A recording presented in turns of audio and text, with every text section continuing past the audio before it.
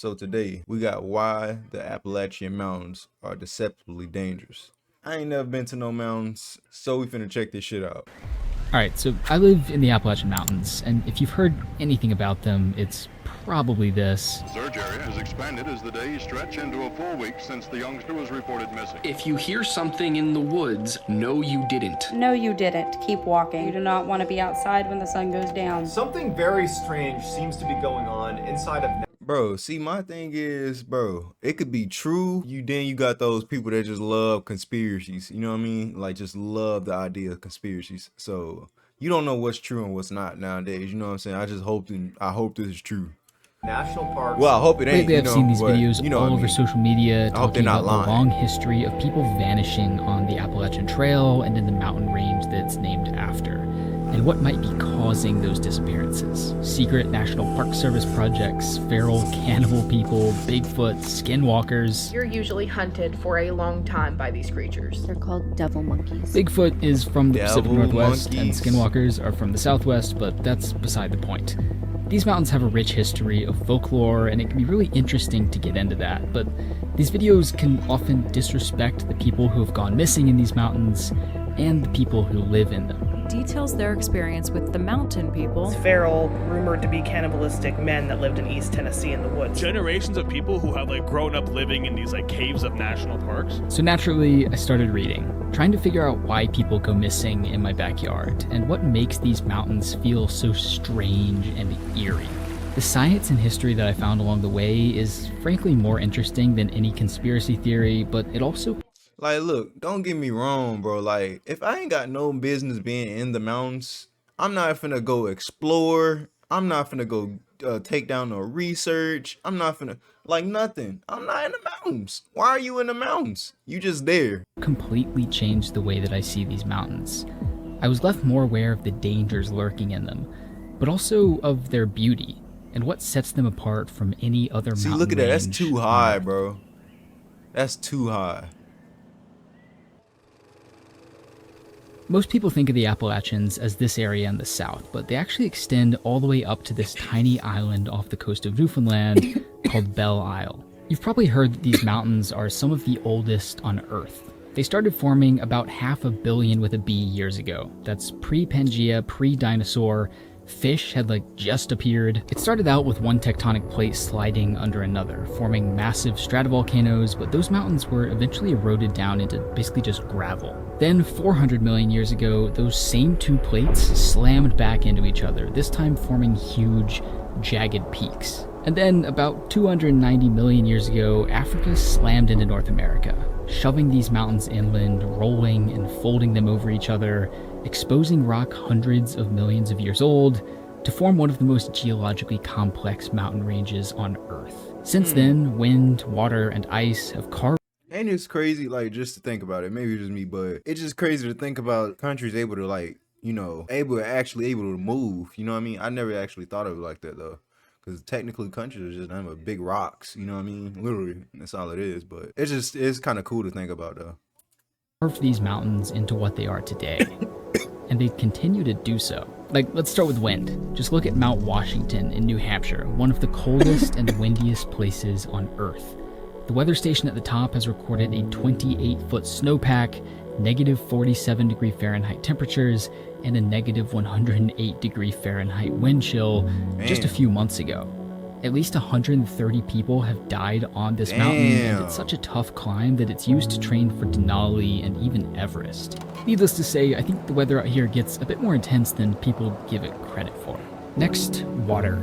The southern Appalachian Mountains contain the rainiest places in the US outside of the Pacific Northwest, as much as 230 centimeters in some areas. Heavy rains have caused massive floods that cascaded through the mountains, carving deep gorges. Nothing but It also allowed rainforests. for the growth of a lush temperate rainforest containing thousands of species, many of them That's found crazy. nowhere else on Earth. And finally, ice. About 10,000 years ago, the northern Appalachians were buried under massive glaciers. As the Bro, and then what's even crazier to think about, bro, we haven't even discovered all the species, bro. It's thousands of species living in the mountains, bro. I'm pretty sure we discovered like 5% of them. We didn't discover all of them animals, bro. Glaciers advanced, plants and animals native to the north migrated south to escape extinction. When the glaciers retreated and the climate warmed, those species moved to higher elevations, looking for the colder conditions they were used to. A lot of species ended up stuck on mountaintops with no way of migrating elsewhere, evolving into a web of species found only here and some only on individual summits. Now you go up to the mountaintops here in the south and you'll find a landscape that feels a lot more like Canada. These are often described as biological islands, time capsules of a landscape that was widespread during the Ice Age. These mountains provided a habitat for huge groups of bison and elk, packs of wolves, mountain lions, and lynx, and flocks of birds like passenger pigeons, which were likely the most numerous bird on Earth, traveling in flocks numbering in the billions. And what's cool is that the ecology is wildly inconsistent. At the far north, you would find an Arctic tundra complete with caribou, Arctic foxes, polar bears, and this guy, the great auk. Basically a penguin. These mountains were also home to people, a diverse quilt of hundreds of indigenous cultures living in the valleys for thousands of years. The landscapes of the Appalachians are some of the most complex and biodiverse on Earth. And with that complexity comes interdependence. Upset the balance just a bit and things fall apart quickly. European settlers first arrived here in the late 1400s, but these mountains provided a huge barrier to expansion, and for the first couple centuries they didn't even try crossing over them. The first people to inhabit the higher elevations were actually indigenous groups, pushed out of the valleys by settlers and the diseases they brought, and forced to take refuge in the mountains. But in the 1700s, the East Coast started getting crowded, and settlers started to move inland, once again pushing indigenous groups out and into the plains to the west. The first explorers to cross the mountains describe an infinitely complex landscape of steep slopes choked with dense vegetation and days of darkness under the canopy above. Bro. Even Daniel Boone, who's like the Appalachian explorer guy, 250 men? That's crazy. Described the slopes as, quote, so wild and horrid that it is impossible to behold them without terror. Damn. When these settlers first arrived, the mountains were almost entirely covered by old-growth forest, containing trees over 8 feet wide and 260 feet tall. But in the 1800s, a timber industry exploded in the Appalachians, harvesting just about all of these forests. Logging companies scooped up huge amounts of land, getting absolutely loaded while paying people next to nothing to move into the mountains and clear that land.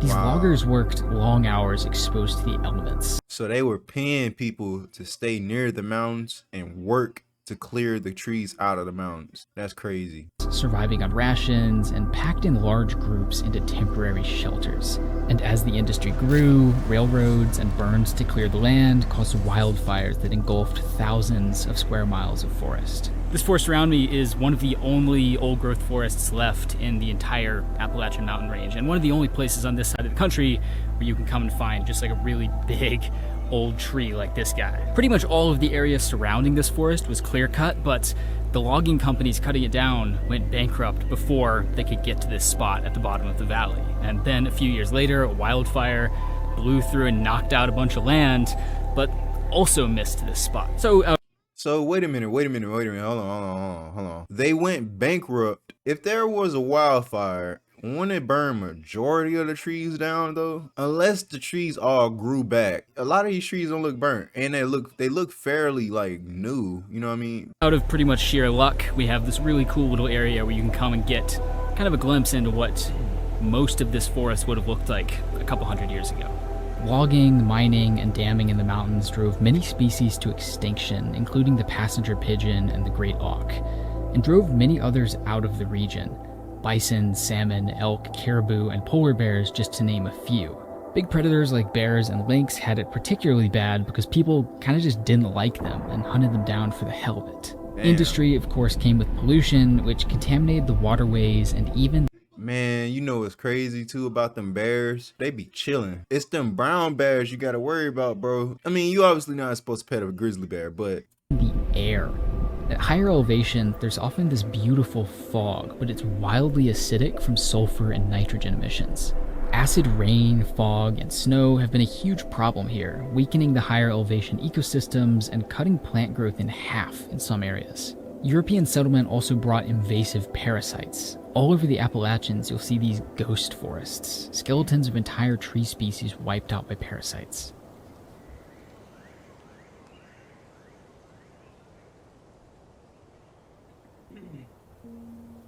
Just decades after they got huge, the logging and mining industries collapsed, leaving behind a ruined landscape and a population without work, forced to survive off of this steep, rocky terrain that wasn't really any good for farming.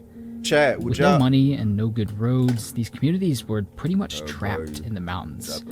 That isolation led to the development of a unique culture and folklore unlike anything else in the country. Combine that with the way that these mountains and their inhabitants have often been portrayed in movies, TV, and other media, and the cultural image of the Appalachians kind of starts to take shape. There's also just a spooky vibe here. Like, we know that the mountains are old, but you can also just feel it. The boulders, the twisted trees, the fog, it can be a bit eerie. It's honestly not that surprising that people think this is a creepy place where weird stuff just happens all the time. But it isn't. It's a place with a unique, and I'll be the first to admit, sometimes quite off-putting culture and centuries of folklore. But that doesn't mean there are cannibals or skinwalkers hiding in the caves, kidnapping unsuspecting hikers. The Appalachians have this reputation as spooky and haunted, but they also have a reputation as kind of the wimpy mountains on the other side of the country. But honestly, my biggest takeaway from making this video has been that these mountains are a lot more intense than people give them credit for. Sure, they're not as big as the Rockies or the Cascades, but this terrain is steep and overgrown, difficult to navigate, with weather that can go south really fast. You're probably familiar with the Appalachian Trail, which runs through a big stretch of these mountains. So dangerous the AT about these is mountains. About 450 miles it can shorter be dangerous than the Pacific Crest Trail I out just west. don't see what's dangerous about but it typically takes people a few weeks longer to complete. This terrain is just deceptively challenging to navigate. It was 400 years ago, and it still is today. It's easy to get lost or injured, and hard to get found. True. The dense forest and steep terrain make it difficult for search parties to cover ground, and nearly impossible for planes or helicopters to spot someone beneath the canopy below. Sure, these mountains aren't as large as others, but that doesn't mean they aren't just as dangerous. Interesting video.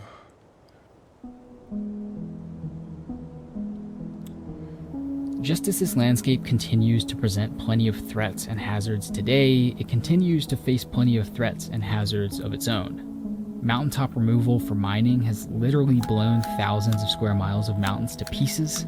Fracking for natural gas here contaminates groundwater and rivers, and climate change is causing ecosystems to migrate to higher elevations, which isn't great for the ones that are already stuck on the tops of mountains, like the biological islands we talked about earlier. But a lot of things have actually been improving. As the forest that was cut down 200 years ago has grown back and been more carefully regulated, many of the species that went with it have been returning too. Moose, bald eagles, bears, hell yeah, who doesn't like bears? And other species have been deliberately reintroduced, like elk, many of which were imported from Wyoming. You know, bro, like, look. Honestly, the more I learn about these mountains... You see that at the zoo. You see that outside on a normal daily basis. As the home to some of the rarest and most biodiverse ecosystems on Earth, as one of the planet's longest running projects, and as just a really beautiful place.